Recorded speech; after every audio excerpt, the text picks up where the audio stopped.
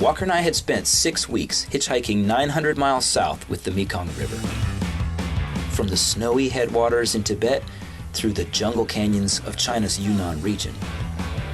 We wanted to see life here along the river up close. We wanted to stop and explore the villages, the people, the sounds, the flavors.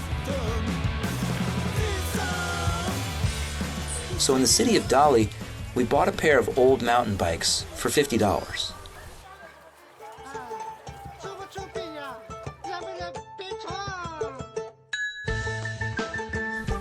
They needed a little work, so we followed the resources to the resource pile.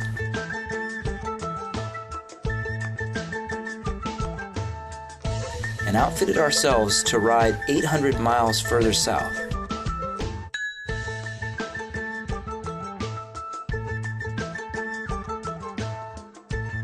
Into the rugged mountains of northern Laos.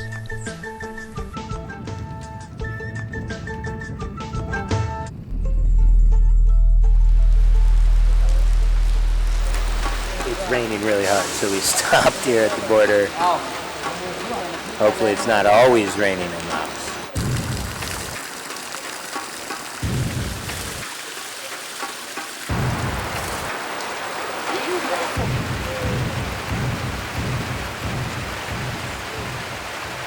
So it's raining here in northern Laos, and we pulled off the side of the road into a little rain shack to take cover, and we have some company.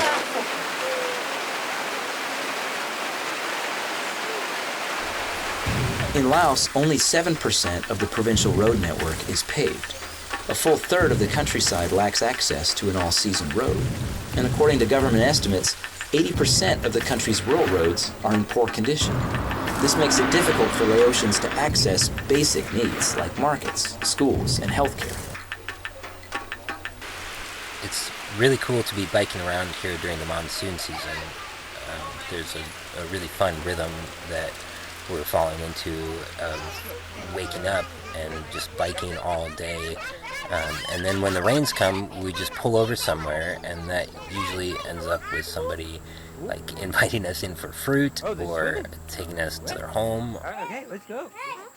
Today, some kids gave us a tour of their whole village and took us swimming.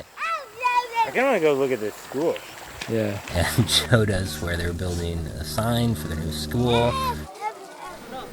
New schools like this one are part of Laos's eager work to modernize and rebuild after decades of war and poverty. First grade enrollment has recently surpassed 80%, and the average years of schooling are up to 5, meaning most Lao children are now learning to read.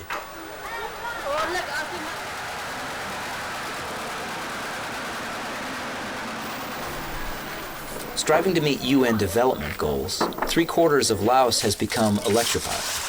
77% of people now have access to some sort of toilet, and 53% have access to a phone. But 1/5 of the country remains undernourished, with 35% of young children stunted from malnutrition.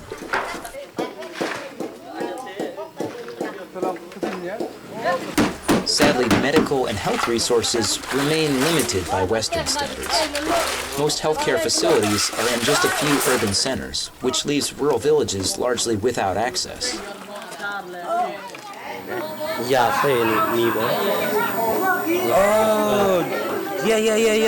yeah. This man's injured his foot, and there's nothing close to a doctor in this village, so we're having to tend to it ourselves. Is it okay?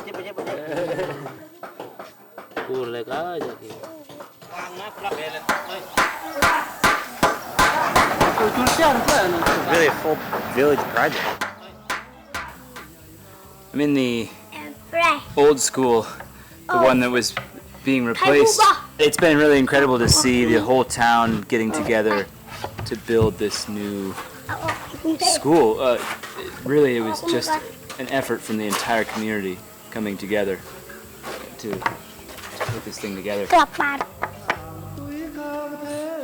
Yeah, peace. You just get this feeling in Laos that this place is changing so quickly, and it feels really special to be able to be here now and to see it and to document it at this moment in time.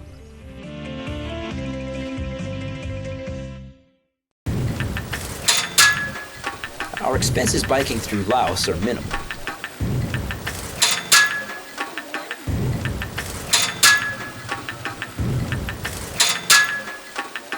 Most people here are subsistence rice farmers. The average family income is $5,400 a year, and 1/3 live below the international poverty line. So a few foreign dollars can go a long way.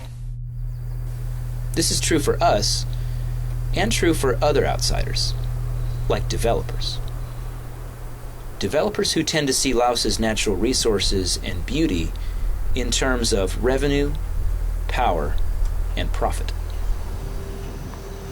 In Xayaburi Province, an enormous hydroelectric dam is under construction on one of the last great stretches of free-flowing river in the world. When completed, 95% of its energy output will be sold to neighboring Thailand. But building a dam in a narrow river canyon means creating an enormous reservoir where families have lived for generations.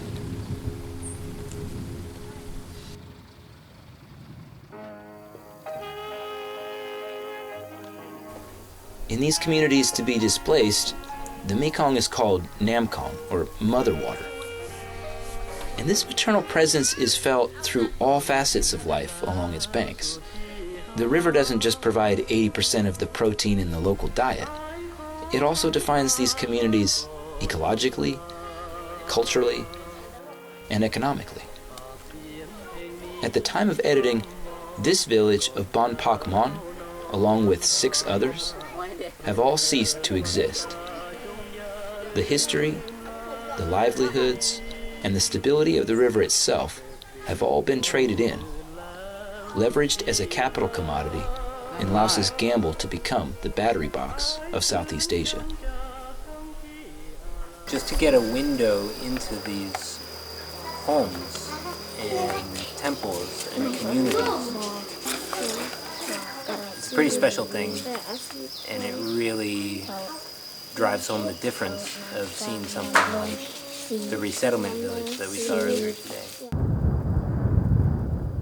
To house the displaced villagers, new settlements like Hue Hip are under construction. Here is the resettlement site for the effective people. The Xayaburi project. But with several villages being squeezed together into the fabricated new towns, locals are concerned there's not enough room. Many of the displaced are still without farmland, a vital lifeblood in a region with little other employment. These major development decisions have been made in secrecy, without the consultation or consent of those affected.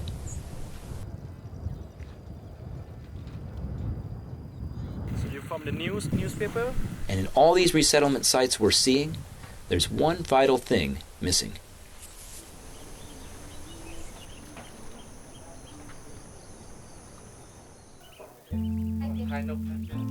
What's totally wild about all the resettlement sites that we're seeing is that none of them have the river, right? So you're taking all these families and these communities who depend entirely on the river for their daily lives, and you're moving them out to these cookie-cutter places that have no access to that water. And you know, this is the fish that everyone's eating, and the flood cycles that grow all the rice. This is people's transportation. This is people's recreation and laundry and water and dishes, and all of that is about to change. Walker. Ed. That's you.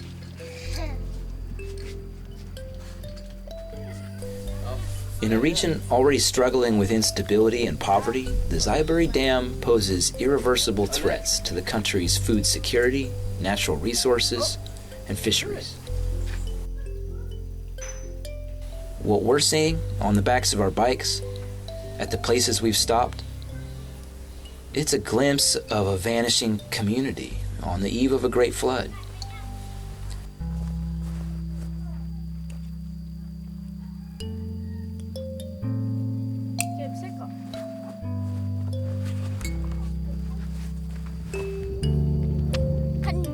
ไปคนนี้คนนั้นอยู่ต้องไทยเหงื่อไป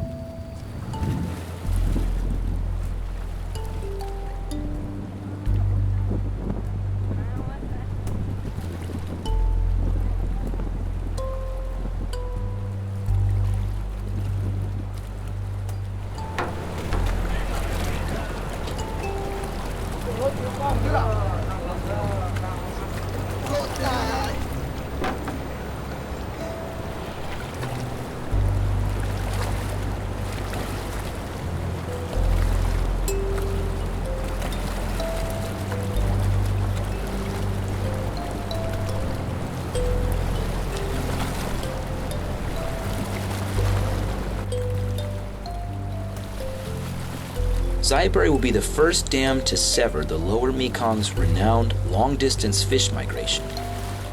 But the official environmental impact assessment of the dam only looked at the impact in the reservoir site and 10 kilometers downstream.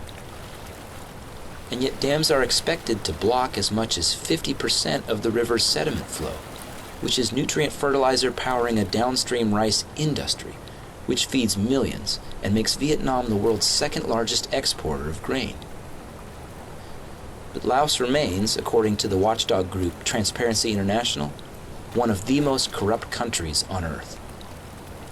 Before the prior consultation process was even complete, in which the scientific community, local inhabitants, neighboring governments, environmental and human rights groups all raised serious concerns, construction had already begun.